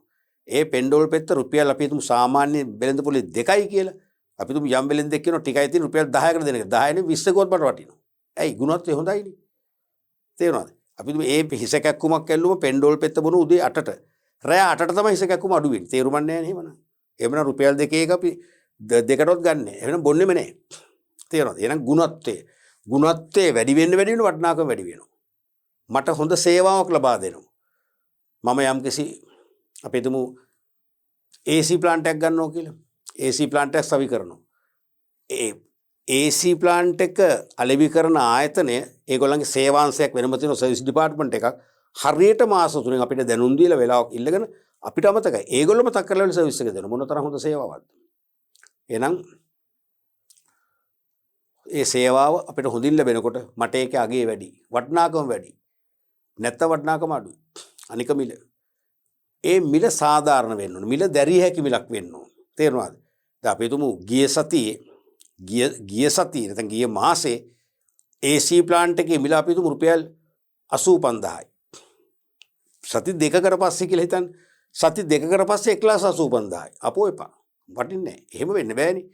ආනයන සීමා තිබිලා හරි මොනවා හරි වසංගත රෝගී තත්ත්ව නිසා රටවල් වැසීම නිසා හරි කියලා හේතු කියලා එච්චර වෙන්න බෑනේ. එකට එකටත් වැඩිනේ.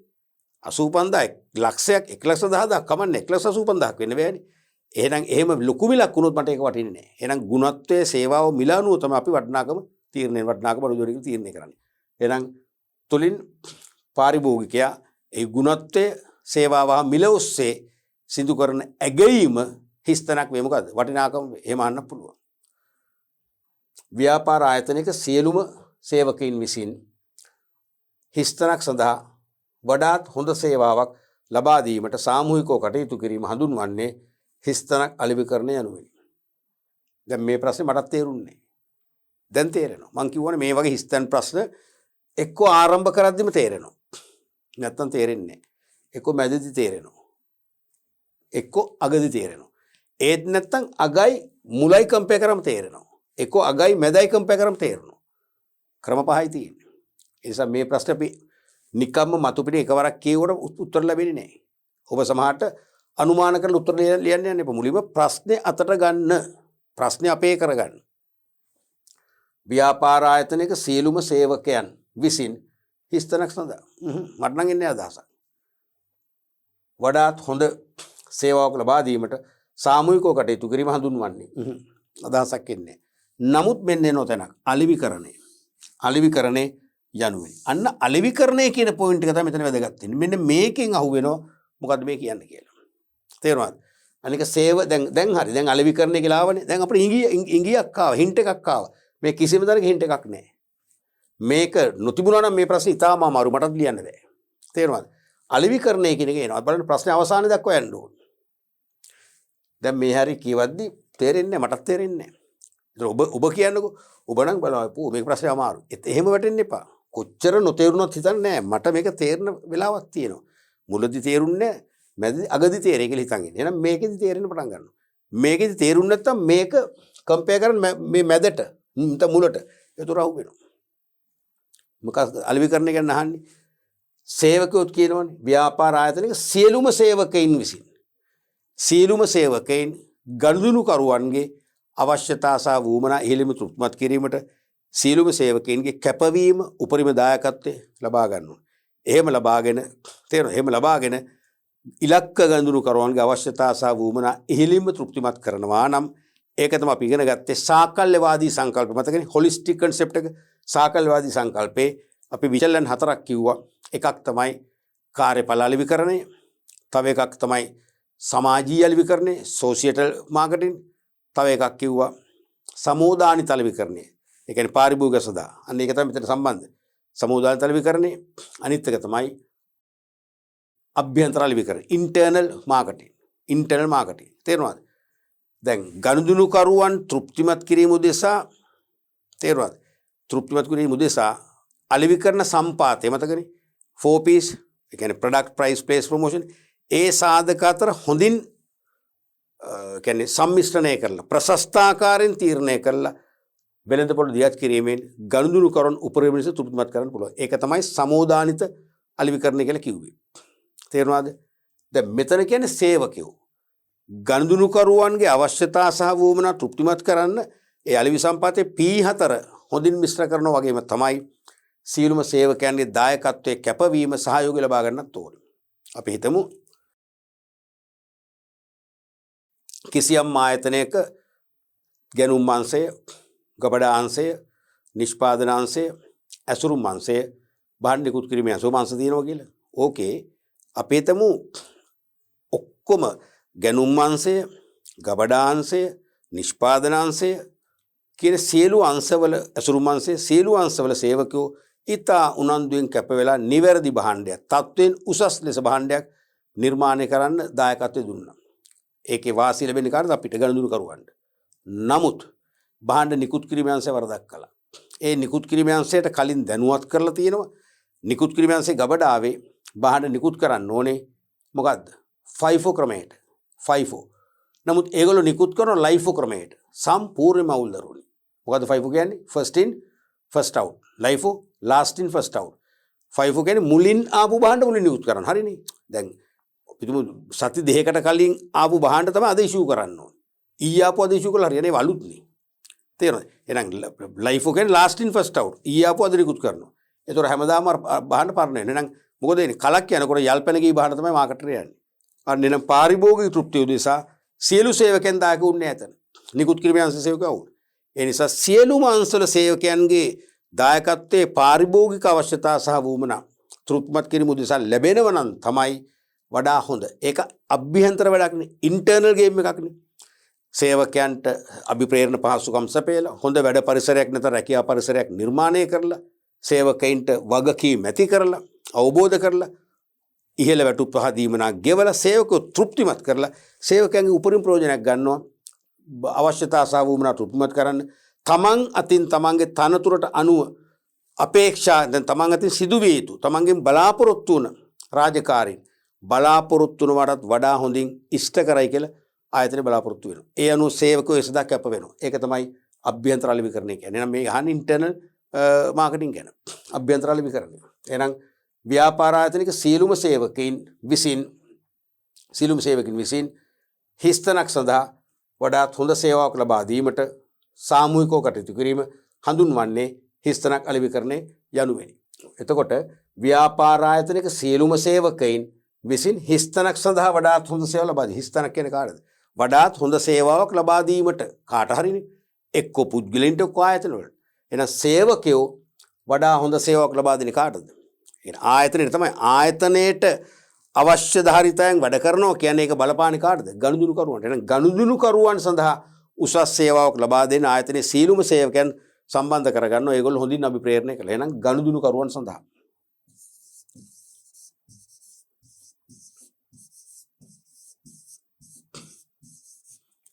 වඩාත් හොඳ සේවාවක් ලබා දීමට සාමූහිකව කටයුතු කිරීම හඳුන්වන්නේ මොකද්ද? Internal marketing. අභ්‍යන්තර අලෙවිකරණය.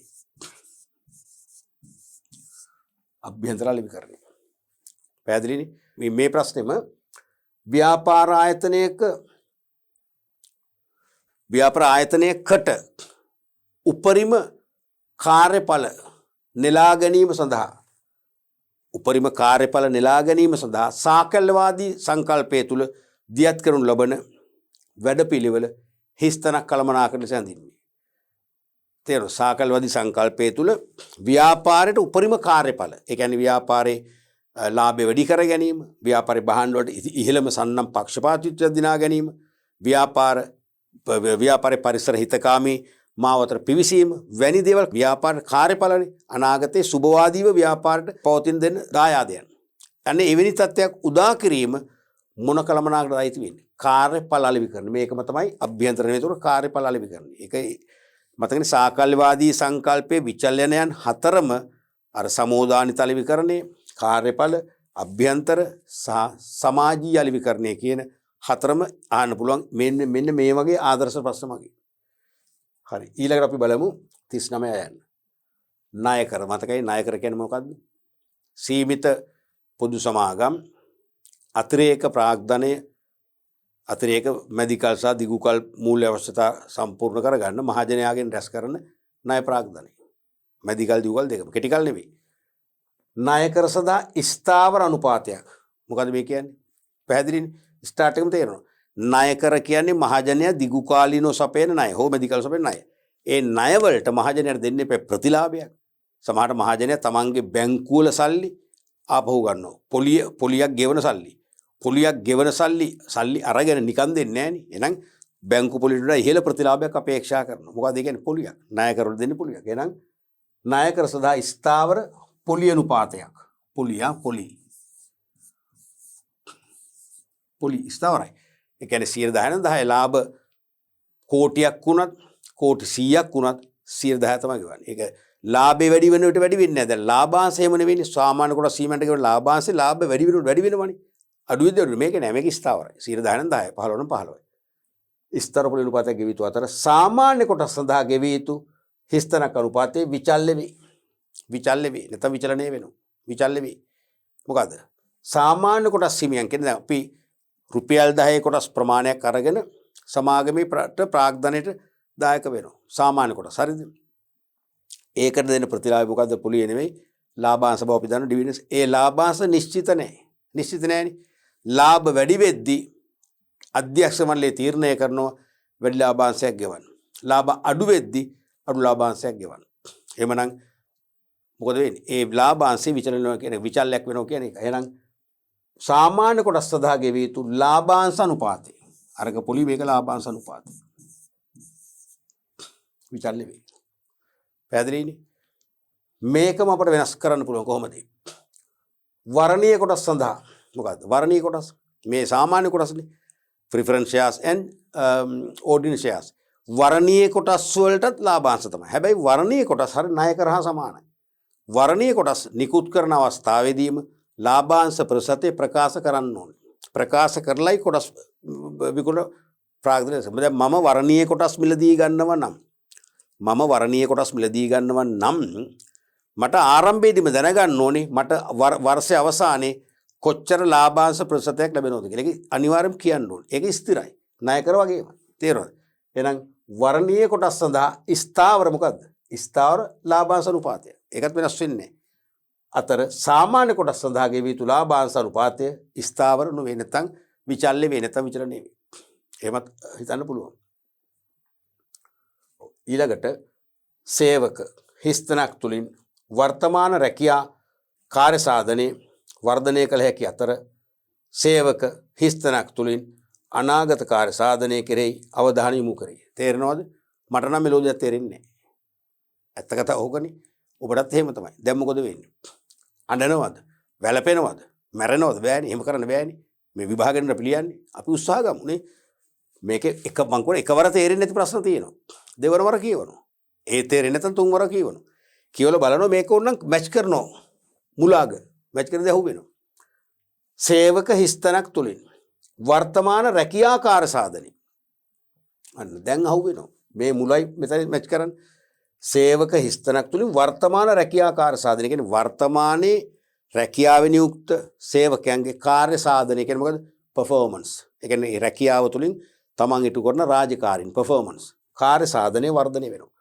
මෙන්න මේ හිස්තනේ දන්නේ මොකද? හිස්තනෙන් කරන දේ තුලින් දැන් රැකියාවල නියුක්ත අයගේ මේ වර්තමානයේ ඒගොල්ලන්ගෙන් වෙන්න ඕන රාජකාරිය performance කාර්ය සාධනය නැත්තම් රැකියාවේ වගකීම් හොඳින් වර්ධනය කරන්න පුළුවන්. මතකද? වර්තමානයේ තනතුරු වැඩ කරන අයගේ රැකියාවේ කටයුතු හොඳින් ඉෂ්ට කරන්න, පහසුවෙන් ඉෂ්ට කරන්න, නිවැරදිව ඉෂ්ට කරන්න ඒගොල්ලන්ට මොකද්ද ලබා දෙන්නේ? පුහුණුව. පැහැදිලිව වෙනවන අදහස පුහුණුව, ට්‍රේනින්, පුහුණුව. වන අතර සේවක හිස්තනක් තුලින් අනාගත කාර්ය සාධනය. දැන් මේ කියන්නේ වර්තමාන රැකියාවේ කාර්ය සාධනයනේ. අනාගත කාර්ය සාධනය. ඒක මොකද? මේකයි ඉති වෙන්නේ කළමනාකරන නොවන සේවකෙක්. දැන් මතක් වෙනවා. පුහුණුව සංවර්ධනය මේ අහන්නේ. මානව සම්පත් කළමනාකරන තේරෙනවද? වර්තමාන රැකියාවල නියුක්ත අයගේ වර්තමාන කාර්ය සාධනය තමයි පුහුණුවෙන් වර්ධනය කරන්නේ. නමුත් කළමනාකරු පුහුණු කරන්නේ සංවර්ධනය කරනවා. ඩෙවලොප්මන්ට් කියලා කියන්නේ කළමනාකරුවන්ට සංවර්ධනය කියන්නේ පුහුණුවම තමයි වචනේ සංවර්ධනය. කළමනාකරුවන් සංවර්ධනය කිරීම මගින් අනාගත කාර්ය සාධනය තමයි වර්ධනය කරන්නේ. ඒ කියන්නේ අද කළමනාකරුවන්ට දෙන පුහුණුවෙන් අද නෙවෙයි අනාගතයටයි කළමනාකරු හොඳ තීරණ ගන්න. තේරෙනවද? එහෙනම් පැහැදිලිව මේ අහන්නේ පුහුණුවේ සංවර්ධනය. පට ගාලා එන්න ඕනේ. සේවක පුහුණුව තුලින්. එතකොට ඒක මෙතනින් ඇන්නේ නෑ අදහස. හිස්තනක් තුලින් වර්තමාන රැකියා කාර්ය සාධනයේ වර්ධනය කියනකොට මට පට ගාලා මතක් වෙන්න පුහුණුව කියන එක. හැකි අතර සේවක හිස්තනක් තුලින් අනාගත කාර්ය සාධනය. නම් අනාගත කාර්ය සාධනය කියද්දි අපි දන්නවා මේක එන්නේ කළමනාකරුවන්ටයි. ඒ කියන්නේ මොකද්ද? සංවර්ධනය. සංවර්ධනය. මේක මට මතකයි 2003-4 වගේ පේපර් එකක් අහලා තිබුණා. හිස්තනක් කළමනාකරන නොවන සේවකයන්ට අදාළ වන අතර හිස්තනක් කළමනාකරන මට්ටමේ සේවකයන්ට අදාළ වේ. ඒ මොකද්ද? පුහුණුව සංවර්ධනය. පුහුණුව කළමනාකරන නොවන සේවකයන්ට අදාළ වන අතර සංවර්ධනය කළමනාකරන මට්ටමවල සේවකයන්ට අදාළ වේ. බොහොම සරලයි. අපි ඊළඟට බලමු 40 වෙනි ප්‍රශ්නේ. අයන්න නිෂ්පාදන පරිවැය ගණනය කිරීමේදී මූල්‍ය කළමනාකරුගේ වැටුප ෆයිනෑන්ස් මැනේජර් වැටුප හිස්තනක් පරිවැය ලෙස වර්ග කළ හැකි අතර නිෂ්පාදන සේවකයන්ගේ වැටුප හිස්තනක් පරිවැය ලෙස වර්ග කළ හැකියි. මතකනේ ප්‍රශ්නේ ආරම්භයේදී මේක නම් තේරෙන්න ඉපේ. නිෂ්පාදන පරිවැය ගණනය කරන්නේ. නිෂ්පාදන ආයතනයක භාණ්ඩ නිෂ්පාදන පරිවැය ප්‍රොඩක්ෂන් කොස්ට් එක. නිෂ්පාදන පරිවැය කොටස් දෙකයි තියෙන්නේ. මොකද්ද? ඍජු පරිවැය, වක්‍ර පරිවැය. නැත්නම් පොදු කාර්ය පරිවැය සහ ප්‍රාථමික පරිවැය. තේරුණාද? දැන් නිෂ්පාදන ප්‍රමාණය වෙනස් වීමට සමගාමීව වෙනස් වෙන්නේ නැත්නම් ඒක මොකද්ද? ඍජු පරිවැයක් නෙවෙයි වක්‍ර පරිවැයක්. නැත්නම් පොදු කාර්ය පරිවැයක්. නිෂ්පාදන ඒකක ප්‍රමාණය වැඩි වෙනකොට වැඩි වෙනවා නම් අඩු වෙනකොට අඩු වෙනවා මොකද්ද? ඒක විචල්්‍ය පරිවැයක්නේ. නැත්නම් ප්‍රාථමික පරිවැයක්. තේරුණාද? එතකොට මූල්‍ය කළමනාකරුවට වෙනස් වෙන්න බෑනේ. නිෂ්පාදනය එකක් වුණත් 100ක් වුණත් ලක්ෂයක් වුණත් මෙයාගේ වැටුපමයි. නමුත් නිෂ්පාදන සේවකයන්ගේ වැටුප අන්න නිෂ්පාදන අංශයේ සේවකයන්ට සමහරට ගෙවනවා කෑලි වැටුප. පීස් සැලරි එකනේ කෑලි අනුව. ඒ කියන්නේ එක එකක හැදුවම රුපියල් 50යි. දෙකක් නම් 100යි. තුනක් නම් 150 දිවසේ. අන්න එහෙනම් නිෂ්පාදනයේ වැඩි වෙනකොට වැටුප වැඩි වෙනවා, අඩු වෙනකොට අඩු වෙනවා. මොකද්ද? ඒක විචල්්‍ය පරිවැය. බොහොම සරලයිනේ. එහෙනම් නිෂ්පාදන පරිවැය ගණනය කිරීමේදී මූල්‍ය කළමනාකරුගේ වැටුප මොකද්ද? වැටුප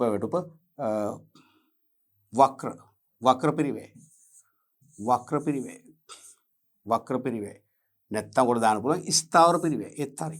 වක්‍ර නැත්තම් ස්ථාවර. නැත්තම් පොදු කාර්ය කියලා කියන්න පුළුවන්. accounting වල කතා කරනකොට වඩා හොඳයි වක්‍රෝ ස්ථාවර පරිවැය ලෙස වර්ග කළ හැකි අතර නිෂ්පාදන සේවකයන්ගේ වැටුප නිෂ්පාදන මට්ටම අඩු වැඩි වීම වෙනස් වෙනවා. මොකද්ද? විචල්්‍ය පරිවැය. විචල්්‍ය පරිවැය ලෙස වර්ග කළ හැකි. නැත්තම් ප්‍රාථමික පරිවැය කියලා කියන්න පුළුවන් ඔකට. ඊළඟට ආයන්න සංවිධානයක ඇති විවිධ අංශ හා තනතුරු අතර පවත්නා අන්තර් සම්බන්ධතාව සංවිධාන හිස්තනක් වන අතර ඒ සංවිධාන හිස්තනක් මගින් සාරාංශ කළ හැකියි. හැමදාම මේ කහන ඕනේ මතකද? මම ඕගනයිසින් වලදී තිරපාටකෙදි කිව්වා සංවිධාන ව්‍යුහයයි සංවිධාන සටහනයි දෙකම හෝ එයින් එකක්වත් අහන්න නැති ප්‍රශ්න පත්‍රයක් මේ ඉතිහාසයේ තිබ්බද තිබුණා. ඒ අපි ඒ ලෙවල් කරන කාලේ. ඒ කරන කාලේ පර්සනල් මැනේජ්මන්ට් කියන්නේ බොහොම නිකන් ස්ලිප් කරලා නිකන් ප්‍රාථමිකම ටික අපි ඉංග්‍රීසි ඕඩිය අයනු විතරයි උගන්වන්නේ. අද එහෙම නෙවෙයි. අද සෑහෙන දුරට ඇවිල්ලා තියෙන සිලබස් එකනේ. ඒ නිසා අපේ කාලේ ඇහුවිලා දැන් අහනවා මේක. සාමාන්‍යයෙන් අහනවා මේ වෙන තවත් උදාහරණයක්. එක්කෝ මේ වගේ වාස්තික පේපර් එකේ හිස්තැන් පුරවන්න, එක්කෝ MCQ නැත්තම් නිශ්චිත පිළිතුරු. නැත්තම් ඒ තුනින්ම මිස් වුණොත් සෙකන්ඩ් පේපර් එකේ ව්‍යුහගත ප්‍රශ්නයක් වශයෙන් එනවා. සංවිධානයක ඇති විවිධ අංශ හා තනතුරු. දැන් දැන් අපිට හුරු මේක නෙවෙයිනේ මතකයිද? ටීචර්ස් ගයිඩ් එකේ මේක නෙවෙයිනේ තියෙන්නේ. තියෙන්නේ කාර්යයන් තනතුරු හා වගකීම්. කාර්යයන් තනතුරු හා වගකීම් බෙදී ගොස් ඇති ආකාරය පෙන්වන සැකෙල්ල. ඉතින් ඒක තමයි මේ ආසන්න වශයෙන් කියන්නේ ඇති විවිධ අංශ හා තනතුරු. විවිධ අංශ හා තනතුරු. මොකද තනතුරු සමාන තනතුරු කීපයක් එකතු වුණාම අංශ ඇති වෙන්නේ. එහෙනම් විවිධ අංශ හා තනතුරු අතර පවත්න අන්තර් සම්බන්ධතාව සංවිධාන මොකද්ද? ව්‍යුහය. සංවිධාන ව්‍යුහය. Organisation structure. සංවිධානත් එක්කත් වෙන මේ අංශ හා තනතුරු කියද්දිත් ඒක මතුවෙන්න ඕනේ. සංවිධාන ව්‍යුහය. ව්‍යුහය වෙන අතර එය සංවිධාන හිස්තනක් මගින් සාරාංශ කරන්න පුළුවන් නැත්නම් පෙන්눔 කරන්න පුළුවන්. මොකද සංවිධාන සටහන. මේ සංවිධාන ව්‍යුහය කියන අපි වචනෙන් විස්තර කරද්දී ඒක ලේඛනගත කරොත් මොකද වෙන්නේ? මේ වගේ සංවිධාන සටහනක් බවටපත් වෙනවා. උන්න අංශ තනතුරු වගකීම් බෙදලා යන්නේ පේනවා. එහෙනම් ඒක තමයි සංවිධාන සටහන කියන්නේ. තේරෙන්නේ දැන් මේ ප්‍රශ්න 10 කියන විතර ප්‍රශ්න 20ක් නේ. අයනු ගත්තම මේ ප්‍රශ්න 20 පුරාවටම මොකද උනේ? සමස්ත විෂය නිර්දේශයට පැතිරලා ගියේ නැද්ද? ඔක තමයි ඇත්ත කතාව. එහෙනම් ඒ කියන්නේ සමස්ත පාඩම් මේකකවල සියලු පාඩම් පරිච්ඡේද ඔබ ස්පර්ශ කරේ නැත්නම් මේක අමාරු තමයි. නැත්නම් කිසිම ගැටලුවක් නැතුව යන්න පුළුවන්. පැහැදිලිනේ? රයිට්. අපි විභාගෙදී ගොඩක් ළමයි වරද්ද ගන්න සැපීම් වර්ගයේ ප්‍රශ්න වලට ඇති හිස්තැන් පුරවන ප්‍රශ්න අපි සාකච්ඡා කර 2020ට අදාළව ඒකේ බොහොම සරල ප්‍රශ්නක් තිබුණා අපි දැක්කා. ටිකක් නෙවෙයි ගොඩක්ම සංකීර්ණ ප්‍රශ්නත් එකක් දෙකක් තිබුණා. මධ්‍යස්ථ ප්‍රශ්න වැඩි ප්‍රමාණයක් තිබුණා. ඒ අපි එක එක ප්‍රශ්න වලට එක එක අවස්ථාව අනුව ප්‍රවේශ වන ආකාරය. ප්‍රශ්නේ කියවීම තුළින් මුලදී, මැදදී, අගදී හෝ ඒ මුල මැද අග සංසන්දනය කිරීමෙන් උත්තර නිර්මාණය කර ගන්න ආකාරය, උත්තර එළියට ගන්න ආකාරය අපි හොඳ අවබෝධයක් ගත්තා. ඉතින් සාමාන්‍යයෙන් පොඩි පරිශ්‍රමයක් දරන්න ඕනේ. චූටි තර්ක කිරීමක් කරන්න ඕනේ. කළොත් අපිට මේවා අමාරු නැහැ කියලා මම හිතන්නේ දැන් තේරෙන්න ඇති. අපි ඊළඟ පාඩම් පරිච්ඡේදයෙන් මේ 2020 අවසාන සැපීම් වර්ග ප්‍රශ්න සාකච්ඡා කරලා ඒ පේපර් එකත් නිම කරන්න බලාපොරොත්තු වෙනවා.